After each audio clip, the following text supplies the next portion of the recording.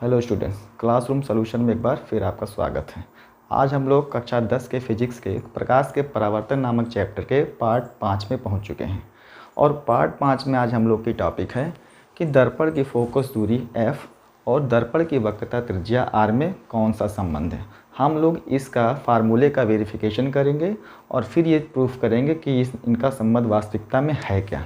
ठीक है, तो सबसे पहले आप लोग को ये जानना ज़रूरी होता है कि आप लोग दर्पण की फोकस दूरी को किस सिंबल से दिखाते हैं और दर्पण की वक्रता त्रिज्या किस सिंबल से दिखाई जाती है। और ये आप लोग को इसके पहले वाले वीडियो में आप लोग सीख चुके हैं। तो यहाँ हम लोग के सामने एक अवतल दर्पण दिया गया है। इसको हमने फिगर पहले से बना के रखा हुआ है। आप अवतल दर्पण में देख रहे हैं कि यहाँ कुछ पॉइंट पहले से अंकित किए गए हैं। यहाँ पर जो बिंदु P है वो दर्पण के द्वारक का मध्य बिंदु, जिसको हम लोग दर्पण के ध्रुव के नाम से जानते हैं। बिंदु F जो है यहाँ पर वो दर्पण का मुख्य फोकस है और बिंदु C जो है वो दर्पण का वक्रता केंद्र है। ठीक, लेकिन हम लोग को शो करना है कि दर्पण की जो वक्रता त्रिज्या होती है, जिसको हम लोग दिखाते हैं कैपिटल R से, और दर्पण की फोकस दूरी जो होती है स्मॉल f, फिर उनके बीच में संबंध क्या है। तो संबंध जानने के लिए सबसे पहले हम इस फिगर को देखेंगे कि ये जो हमारा होता है M1 और M2, ये हमारे दर्पण का द्वारक है।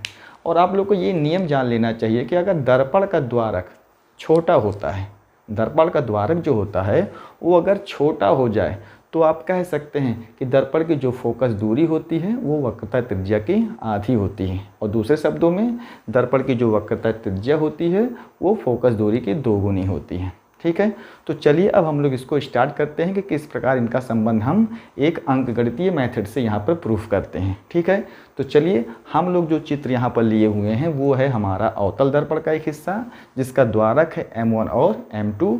बिंदु P उस दर्पण का ध्रुव है। बिंदु F दर्पण की फोकस दूरी के लिए यहाँ पर मुख्य फोकस का संकेत है। और ये जो C है वो हमारा वक्रता केंद्र है। ठीक है, तो सबसे पहले अब हम लोग स्टार्ट करते हैं इस पर किरण आरेख करना। यहाँ पर आप ध्यान देंगे कि जब हम लोग प्रकाश के परावर्तन के नियम पे चलेंगे कि कोई किरण जो होती है वो प्रकाश जो मुख्य अक्ष के समांतर चलेगी। सपोज दैट हम उस किरण को एक नाम दे देते हैं B और A। ये जो BA किरण है वो आपतित किरण है और ये जाकर दर्पण के परावर्तक तल के बिंदु A से टकराती है। और टकराने के पश्चात जैसा कि हमको मालूम है कि ये आपका परावर्तन के पश्चात बिंदु F से होकर निकल जाएगी। ये आपको परावर्तन का नियम मालूम है कि जब कोई प्रकाश की किरण दर्पण के मुख्य अक्ष के समांतर चलती है तो अवतल दर्पण के लिए मुख्य फोकस से होकर जाती है। तो यहाँ ये BA किरण है, ये BA आपतित किरण है, बिंदु A से टकराती है और परावर्तन के पश्चात बिंदु F से होकर निकल जाती है। ये आपको चित्र में दिखाई दे रहा है।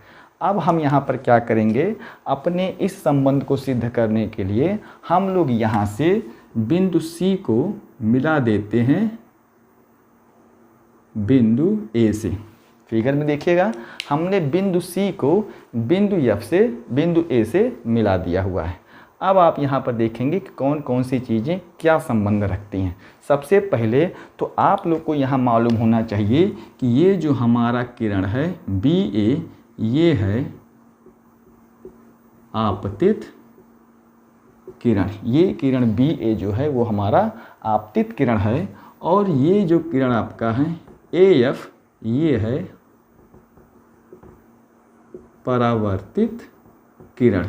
लेकिन यहाँ पर आपको ध्यान देना है, ये जो CA है वो हमारा अभिलंब है। वो जो CA है वो हमारा होगा अभिलंब। ठीक है, अब आप लोग को मालूम हो चुका है कि ये तीनों चीज़ें आखिर हैं क्या। BA आपतित किरण है, AF परावर्तित किरण है और C और A को जब हमने ज्वाइन कराया तो वो बन गया हमारा अभिलंब। अब आप यहाँ पर गौर करेंगे कि यहाँ कौन सी चीज़ें और आपको सहायता कर रही हैं इस नियम को सिद्ध करने के लिए। सबसे पहले हम क्या करेंगे, हम यहाँ पर देखेंगे कोण BA और C। यहाँ पर एक कोण बन रहा है, कोण BAC, जिसको हम I कहेंगे।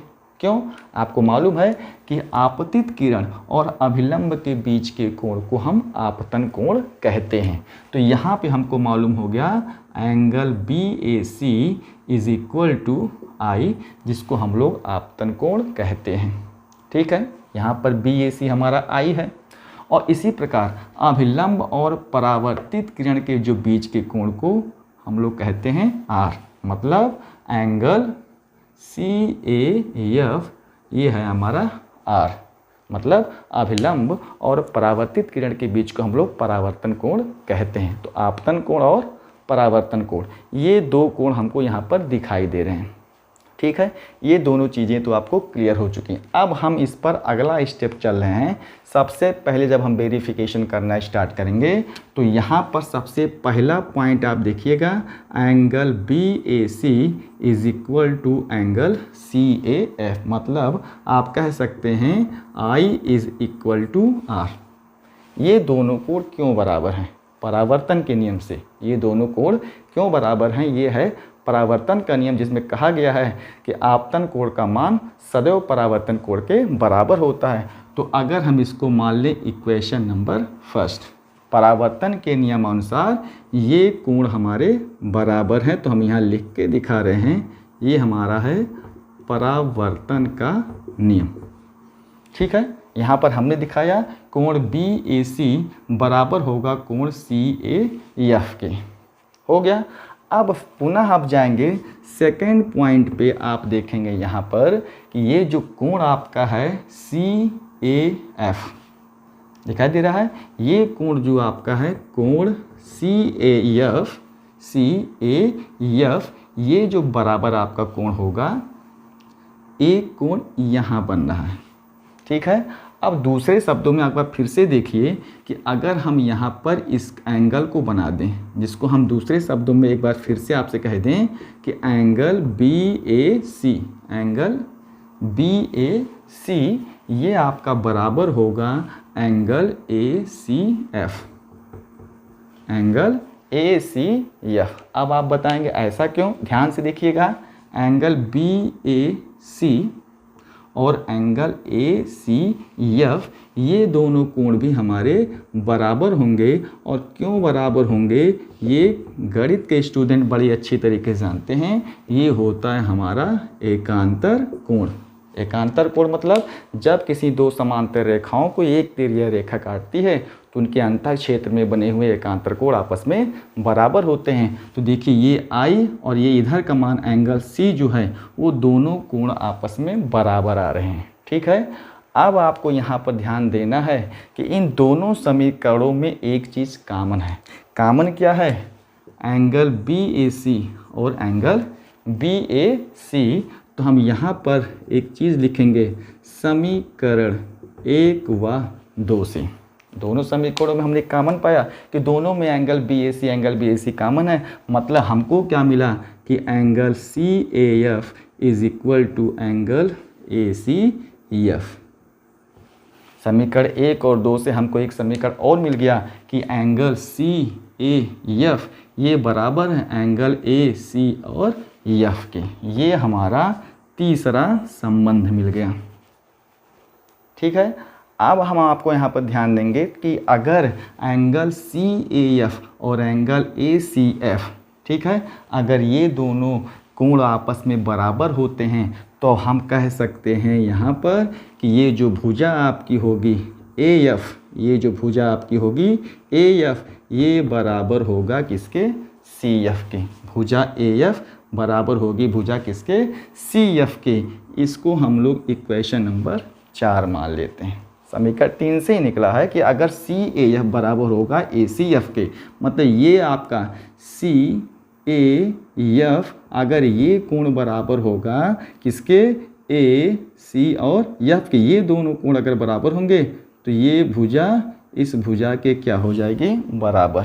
AF is equal to FC।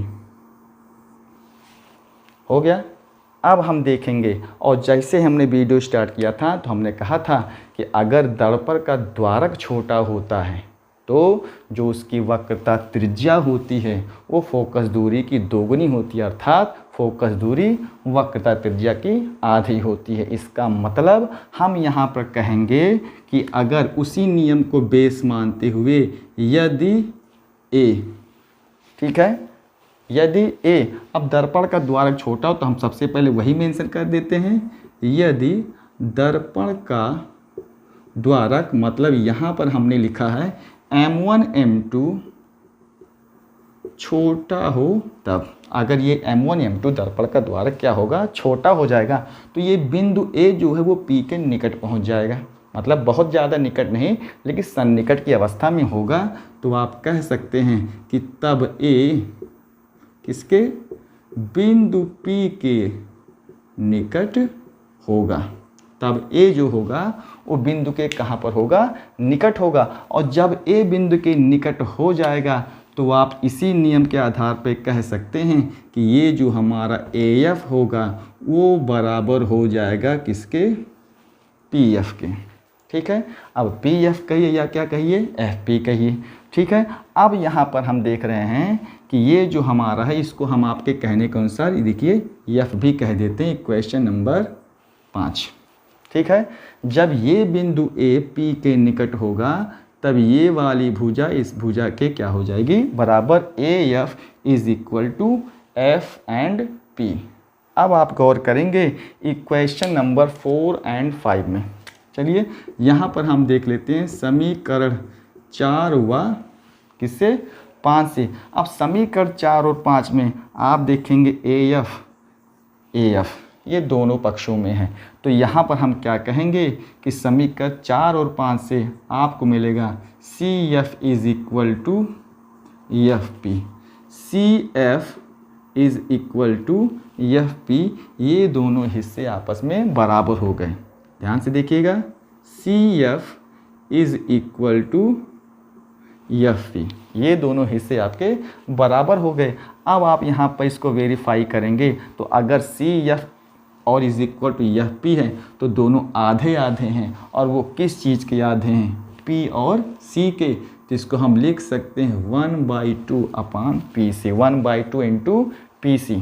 CF और FP ये अगर बराबर माप के हैं तो इसका मतलब ये इनके बीच की कुल दूरी है PC, ये दोनों ठीक उसके आधे हैं। और आप जानते हैं कि हम अब संकेतों पे जाएंगे, तो हमने पहले ही कहा था कि ध्रुव और फोकस के बीच की दूरी जो होती है इसको हम लोग दर्पण की फोकस दूरी कहते हैं। तो यहाँ पर हम उसको लिख सकते हैं CF और FP अगर बराबर है तो हम इसको लिख सकते हैं F is equal to 1/2 into, और PC जो है दर्पण के केंद्र और किसके बीच की दूरी, दर्पण के केंद्र और दर्पण के ध्रुव के बीच की दूरी को हम लोग बोलते हैं दर्पण की वक्रता त्रिज्या। इसका मतलब हमने वेरीफाई किया F is equal to R/2, F is equal to R/2। इस तरीके से देखिए हम लोगों ने प्रूफ कर दिया है कि किसी दर्पण की जो वक्रता त्रिज्या होती है वो दर्पण के फोकस दूरी का दुगना होता है, अर्थात दूसरे शब्दों में दर्पण की फोकस दूरी उसकी वक्रता त्रिज्या की आधी होती है। ठीक है, इस तरीके से जो वेरिफिकेशन था वो हम लोगों ने किया है किस दर्पण के लिए, अवतल दर्पण के लिए। अब एक बार यहाँ पर हम इस दर्पण को चेंज कर देते हैं और चलते हैं अपने दूसरे दर्पण की तरफ। दूसरे दर्पण के लिए हम क्या करेंगे, दर्पण हमारा चेंज होगा, दर्पण हमारा बनेगा उत्तल, अवतल से उत्तल। ठीक है, तो चलिए हम सबसे पहले बना लेते हैं। ये हमारा दर्पण है, ये हमारी मुख्य अक्ष की रेखा है। नॉमिनेशन करते हैं P, ये हो गया हमारा F, और ये हमारा है वक्रता केंद्र C। दर्पण के द्वारक को लेते हैं M1 और M2। ठीक है, चलिए स्टार्ट कर सकते हैं। आपको मालूम है कि दर्पण के ध्रुव और फोकस के बीच की दूरी क्या होती है, फोकस दूरी, और दर्पण के केंद्र और ध्रुव के बीच की दूरी को बोलते हैं वक्रता त्रिज्या। यही हमको रिलेशन में दिखाना है। अब हम दिखाते हैं किस दर्पण के लिए, उत्तल दर्पण के लिए। तो हम प्रथम नियम वही कहते हैं कि दर्पण के मुख्य अक्ष के समांतर चलने वाली प्रकाश की किरण दर्पण के मुख्य फोकस से आती हुई प्रतीत होती है। यहाँ पर ये बना। चलिए हम इसको कह देते हैं कि ये हमारा आपतित किरण है BA, तो टकराने के बाद AD दिशा में निकल गई। ठीक है। तो बी ए हमारा आपतित किरण है और ए डी हमारा है परावर्तित किरण। अब हम क्या करेंगे, यहाँ पर हम एक अभिलंब तैयार करेंगे। मतलब अब हम यहाँ पर अभिलंब तैयार करने के लिए ए को ज्वाइन कराते हैं सी से और आगे की तरफ n दिशा तक बढ़ा देते हैं। हमने सी को ज्वाइन किया ए से और उसको n तक आगे की तरफ बढ़ा दिया। ये जो लाल कलर की रेखा है वो हमारी हो गई अभिलंब वाली रेखा। मतलब ए और n हमारा अभिलंब है। पॉइंट आप ध्यान में रखिएगा कि ये जो हमारी किरण है बी ए, ये आपका है आपतित किरण। किरण हमारी जो ए डी है ये है परावर्तित किरण और ये हमारा जो है ए एन, ये जो है हमारा अभिलंब है। ठीक है। अब ध्यान करेंगे, आप थोड़ा सा फ्लैशबैक में जाएंगे। आपतित किरण और अभिलंब के बीच को हम लोग कौन सा कोण बोलते हैं, आपतन कोण। तो यहाँ पर ये कोण है। ठीक है। तो आपको यहाँ एक चीज़ और मिला, कोण बी ए एन, ये है आपतन कोण जिसको एंगल ऑफ इंसिडेंस मतलब हम शो करते हैं आई से। ये हमारा आपतन कोण है। इसी प्रकार एन ए डी कोण, एन ए डी ये है एंगल ऑफ रिफ्लेक्शन मतलब ये हमारा परावर्तन कोण है। ठीक। तो पहला नियम आपने तुरंत कर दिया कि आपतन कोण बराबर होगा किसके, परावर्तन कोण के। चलिए हम लोग लिख लेते हैं। यहाँ पर हम लिखाएंगे angle B A N is equal to angle N A D. Equation number first, आपतन कोण बराबर होता है किसके, परावर्तन कोण के। ये हमारा कौन से नियम से हुआ, परावर्तन के नियम से। ठीक है। चलिए दूसरी चीज़ देख लेते हैं कि यहाँ पर ये जो कोण है कोण बी ए एन, ये आपका बराबर होगा किसके, कोण एफ सी और ए के। ये वाला कोण एफ सी और ए के। मतलब हम लिख के दिखाते हैं कि angle B A N is equal to angle F C और ए। Equation number second. और ये मैथमेटिक्स के स्टूडेंट आसानी से बताएंगे ये क्यों बराबर हैं, संगत कोण। ये क्यों बराबर होते हैं, संगत कोण की वजह से। ठीक है।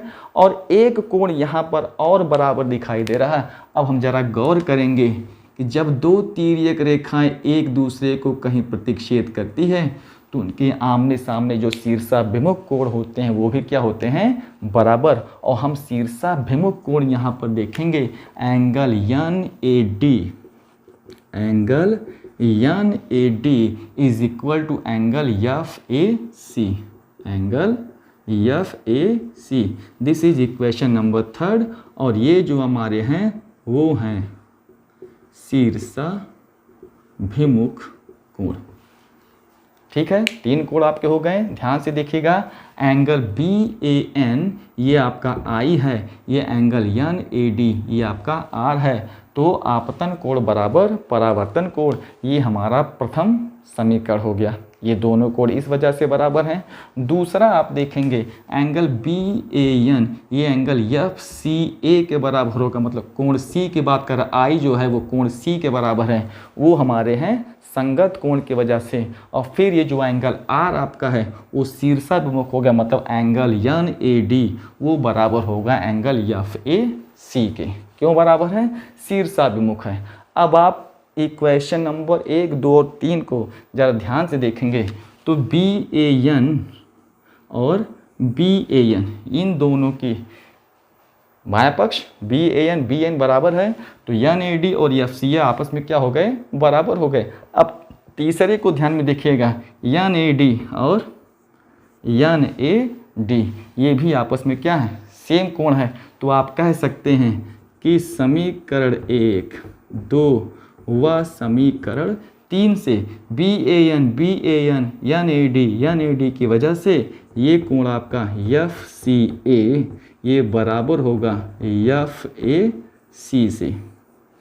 कोण एफ सी ए ये बराबर होगा एफ ए सी के। ठीक है, ये चीज़ हमको यहाँ पर मिल गया कि समीकरण 1, 2, 3 से ये दोनों कोण बराबर होंगे। अगर ये दोनों कोण आपस में बराबर होंगे तब आप कह सकते हैं कि ये जो भुजा होगी हमारी AF वो बराबर हो जाएगा किसके, AF बराबर हो जाएगा किसके, FC के। ठीक है, यही प्रमुख चीज़ होती है जो हमको इस संबंध को दर्शाने में सहायता करती है कि AF का मान किसके बराबर हो गया, FC। अब हम चलते हैं अपने द्वारक की तरफ। अगर द्वारक छोटा हो जाए तो ये A बिंदु ध्रुव के क्या होगा, नज़दीक हो जाएगा। द्वारक छोटा होने पर A बिंदु ध्रुव के क्या होगा, नज़दीक होगा। तो यहाँ हम लिख देते हैं कि यदि द्वारक छोटा हो तब A P के कहाँ होगा, निकट होगा। और जब A P के निकट होगा तो आप कह सकते हैं इसी वजह से ये जो आपका मान होगा AF बराबर, ये भी बराबर हो जाएगा किसके, PF के। AF का मान अब बराबर हो जाएगा किसके, PF के। तो आप ज़रा इन दोनों इक्वेशंस को देखिए, आप इन दोनों इक्वेशन में देखिए, यहाँ AF का मान FC के बराबर है, यहाँ AF का मान किसके बराबर है, PF के बराबर है। अब इन दोनों इक्वेशनों को हम लेंगे तो आप कह सकते हैं FC is equal to PF। ये दोनों हिस्से FC is equal to PF ये आपस में क्या हो चुके हैं, बराबर हो चुके हैं। और आपको मालूम है PF क्या है, PF को तो हम बहुत अच्छी तरीके से जानते हैं, वो हमारा है फोकस दूरी F। और ये आपका PC क्या है, PC है वक्रता त्रिज्या R।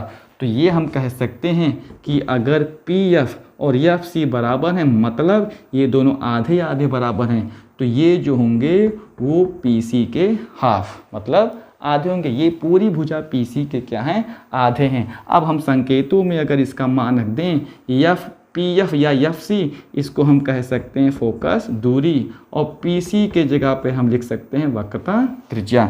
मतलब हमने यहाँ भी प्रूफ कर दिया कि किसी दर्पण की फोकस दूरी उसकी वक्रता त्रिज्या की क्या होती है, आधी होती है। ठीक है, देखिए बहुत ही ज़्यादा इम्पॉर्टेंट प्रश्न है परीक्षा के दृष्टि से कि यह आपको निगमन करने के लिए आता है कि आप संबंध व्यक्त कर दीजिए कि किसी दर्पण की फोकस दूरी और वक्रता त्रिज्या में संबंध क्या है। तो आप जानिए कि अगर किसी दर्पण का द्वारक छोटा होता है तो दर्पण की फोकस दूरी उसकी वक्रता त्रिज्या की आधी होती है। इसी नियम को लेकर हमने अवतल दर्पण और उत्तल दर्पण का निगमन यहाँ पर किया है।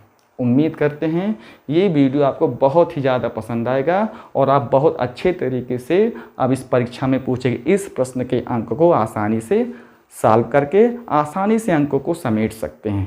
मेरे वीडियो पर अगर आप पहली बार हों तो प्लीज़ कृपया करके सब्सक्राइब करिए और इसे अपने क्लासमेट्स में बांटिए ताकि वो भी मेरी वीडियो से जुड़ें और मैं आपके लिए ऐसे ही वीडियो लेकर आता रहूं।